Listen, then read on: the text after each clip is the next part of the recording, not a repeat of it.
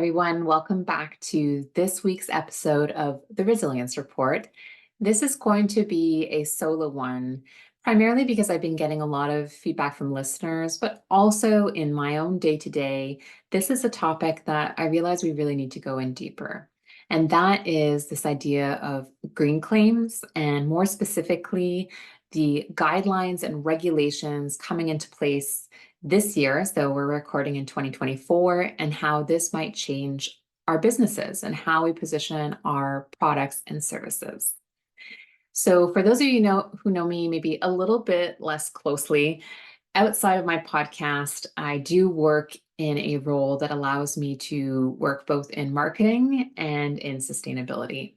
And this is a really interesting role, and I should clarify, is very distinct and separate from this podcast. This is my passion project, but in my own role, straddling both sustainability and marketing, a lot of what has been changing this year is we know that we need to be very mindful as to how we talk about sustainability and how we talk about green claims.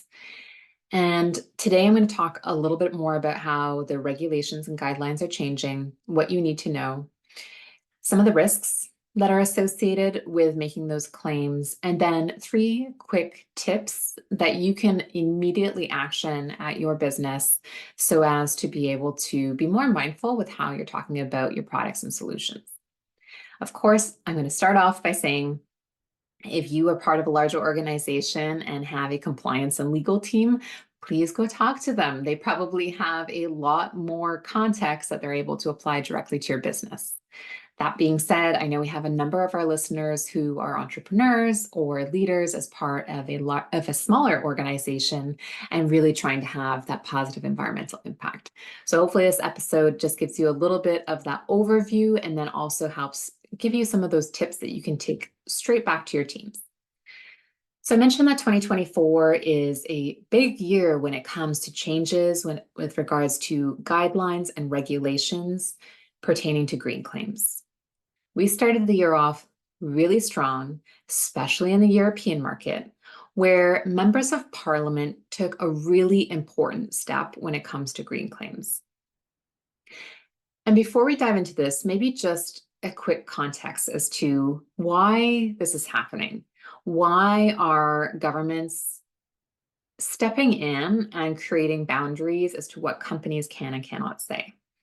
So I did a previous episode on greenwashing versus green hushing. You can definitely go check that out.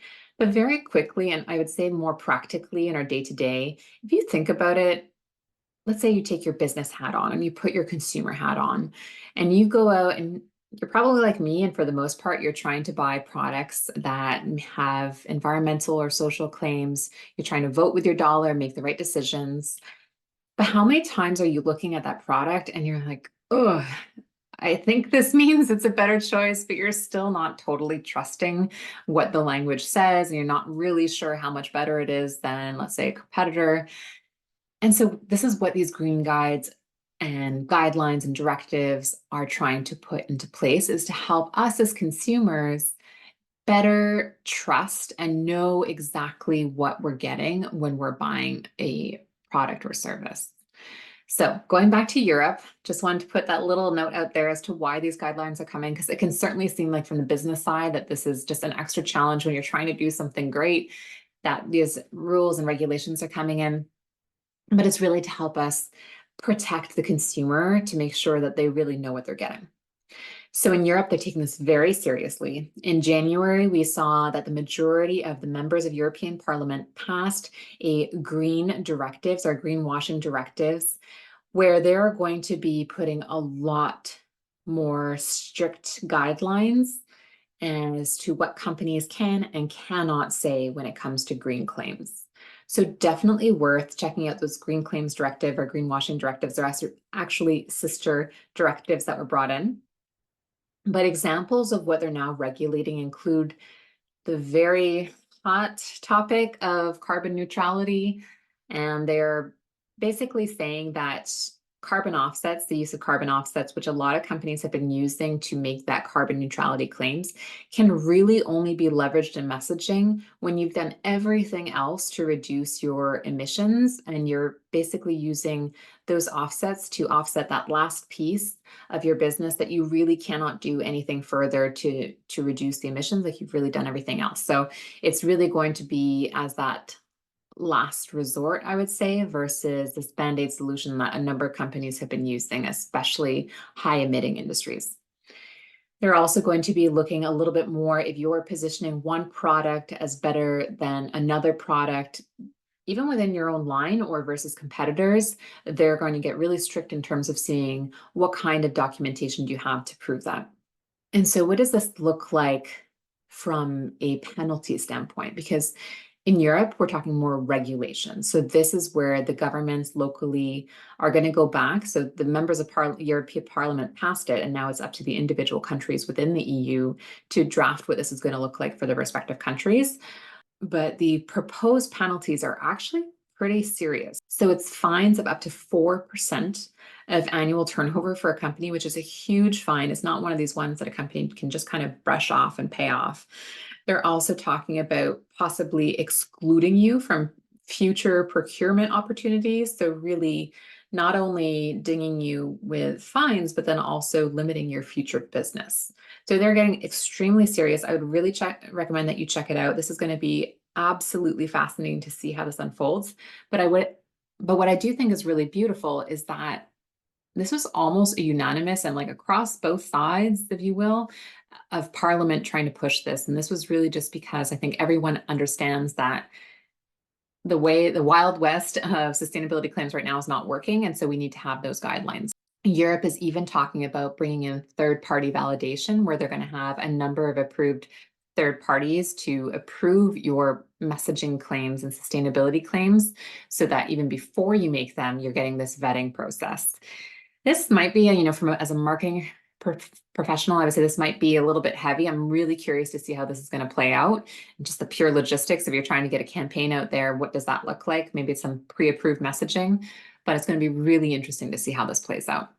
So that's over in Europe. We know that a lot of sustainability regulations tend to start there and then kind of get cascaded globally. In Canada, it is where I am based. We do have the Competition Bureau, which does have guidelines in place.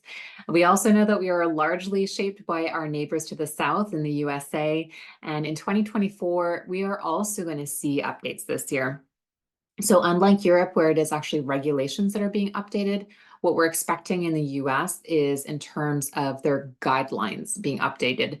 So this is more, I would say, recommended best practices versus necessarily seeing all the penalties linked with it.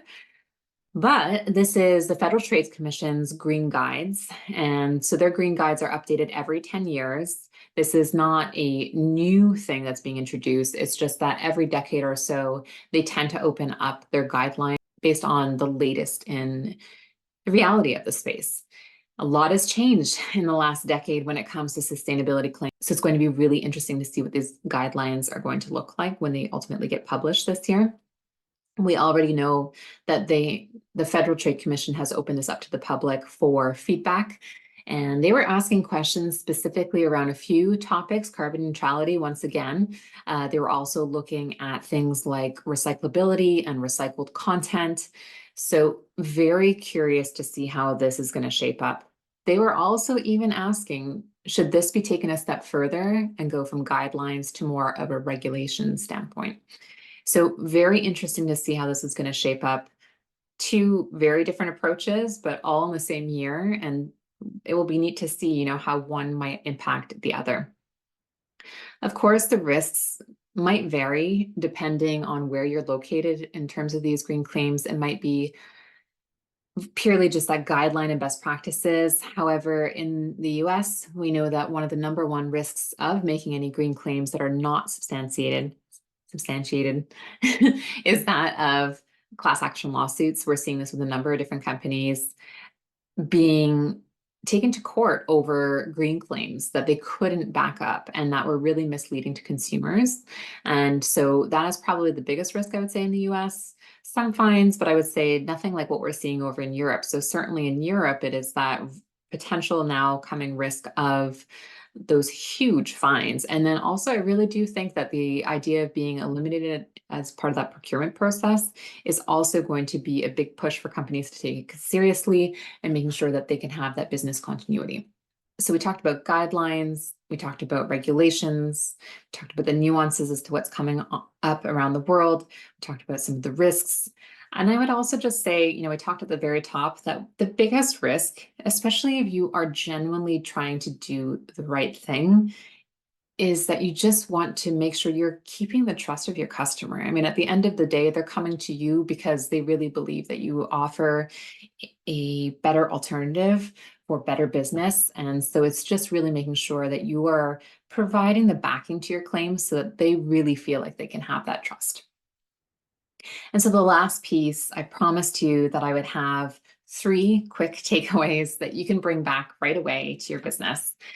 The first is avoid general statements. We've seen this a lot over the past few years where companies will say eco or environmentally friendly or green, and we've kind of gotten away with it. So think of how many times you've been walking in the beauty aisle and you've seen a soap that says eco-friendly or green, and you don't really know what that means. The worst offender is probably natural. So avoid these general terms. You might be using them right now, and that's okay, but just make sure that you get more specific with your messaging going forward. So you can sit down with your team and say, well, what is it that makes our product more environmentally friendly? Get specific, and then make sure that those are the claims that you're talking about on your website.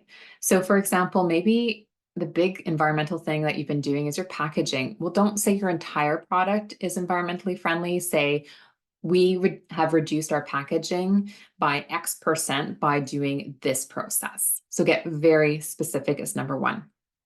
And number two, if you are making any claims in terms of positive environmental impact, and for example, you're saying this product, this new light bulb will help you save 30% energy in your building.